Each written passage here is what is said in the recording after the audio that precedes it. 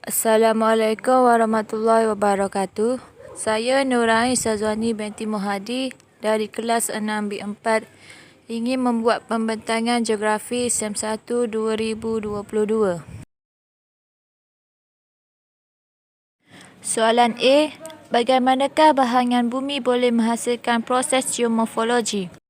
Bahangan bumi telah menyebabkan terjadinya hakisan, proses perhausan atau pengukiran permukaan bumi dan pemindahan bahan terhakis oleh ejen yang bergerak seperti air yang mengalir, titisan hujan, angin dan gelser.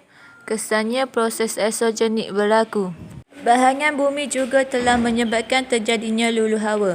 Proses pemecahan dan penguraian batuan secara in situ oleh ejen luluh hawa seperti air hujan, perubahan suhu, tindakan frost dan mikroorganisma. Kesannya proses eksogenik berlaku.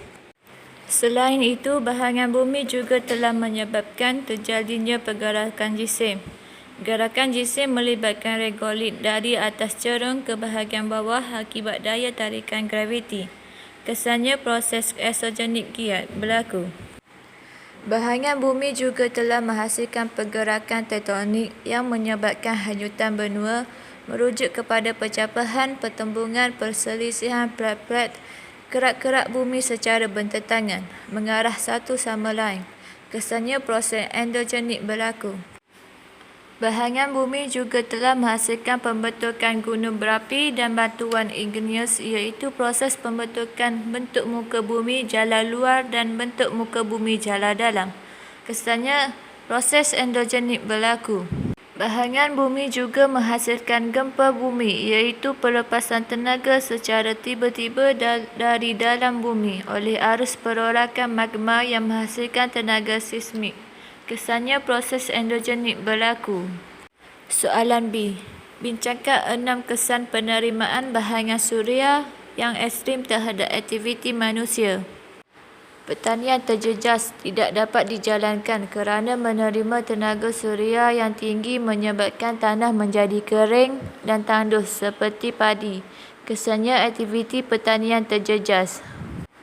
Aktiviti domestik tidak dapat dijalankan kerana tenaga haba yang tinggi menyebabkan aktiviti manusia terjejas seperti pengeringan pakaian. Hal ini kerana air sungai yang kering mengakibatkan tenaga haba yang tinggi. Kesannya aktiviti kehidupan seharian manusia terjejas.